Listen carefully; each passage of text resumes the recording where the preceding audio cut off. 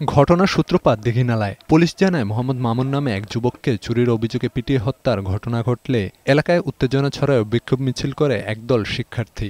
মিছিলটি লারমা স্কয়ার অতিক্রমের সময় ছাত্রদের সাথে স্থানীয়দের ধাওয়া পাল্টা দেওয়া থেকে সংঘর্ষ বাধে। বহু ব্যবসা প্রতিষ্ঠান, দোকান ভাঙচুর এবং অগ্নিকাণ্ডের শিকার হয়। খবর পেয়ে ঘটনাস্থলে পৌঁছে সেনাবাহিনী ও বিজিবি পরিস্থিতি নিয়ন্ত্রণে আনে। এসব ঘটনার জেরে রাতে খাগড়াছড়িতে আবার দুপক্ষের গোলাগুলি হয়। সেখানে নিহত হয় অন্তত ৩ জন, আহত হয় অনেকে। জেলা সদর হাসপাতালের চিকিৎসক রিপল বাপ্পি চাকমা জানান, সংঘর্ষের পর গুলিবিদ্ধ বেশ কয়েকজনকে হাসপাতালে আনা হয়। তাদের মধ্যে জুনান চাকমা, ধনঞ্জয় চাকমা এবং রুবেল নামে ৩ জন মারা যান। উন্নত চিকিৎসার জন্য ৪ জনকে চট্টগ্রাম মেডিকেল কলেজ হাসপাতালে পাঠানো হয়েছে। সন্ধ্যা 7:30 থেকে হতাহত রোগীর সংখ্যা আসতে শুরু করেছিল। আমরা এর মধ্যে মোট 9 জনকে এখন বর্তমানে চিকিৎসা দিচ্ছি। আর এর মধ্যে 4 জনকে আবার রেফারও করে দেওয়া হয়েছে।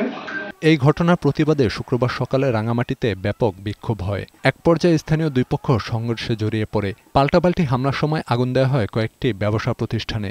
ভাঙচুর করা হয় বেশ কয়েকটি গাড়ি। এ সময় দুপক্ষের অন্তত 50 জন আহত হন। পরিস্থিতি নিয়ন্ত্রণে শুক্রবার খাগড়াছড়ি সদর ও রাঙামাটি শহরে 144 ধারা জারি করে জেলা প্রশাসন। তবে বিকেলে 144 ধারা ভঙ্গ করে বিক্ষোভ করে একটি পক্ষ। পরে সেনাবাহিনী ও আইনশৃঙ্খলা রক্ষাকারী বাহিনীর সদস্যরা তাদের সরিয়ে দেয়। বর্তমানে থমথমে পরিস্থিতি। টহল জোরদার করেছে সেনাবাহিনী, বিজিবি ও পুলিশ। এ ঘটনার প্রতিবাদে বান্দরবানে বিক্ষোভ মিছিল করেছে একটি পক্ষ। সকালে রাজারমাঠ থেকে বের হয়ে মিছিলটি শহরের গুরুত্বপূর্ণ সড়ক প্রদক্ষিণ করে। ঘটনায় সুষ্ঠু বিচারের দাবি করে রাজধানীতেও বিক্ষোভ হয়েছে। ঢাকা বিশ্ববিদ্যালয়ের রাজু ভাস্কর্য এলাকায় বিক্ষোভ কর্মসূচি পালন করে শিক্ষার্থী ও ক্ষুদ্র নৃগোষ্ঠীর সদস্যরা। এছাড়া ঘটনার প্রতিবাদে সাভারের জাহাঙ্গীরনগর বিশ্ববিদ্যালয়ের ক্ষুদ্র নৃগোষ্ঠীর শিক্ষার্থীরা ঢাকা আরিচা মহাসড়ক অবরোধ করে বিক্ষোভ করেছে।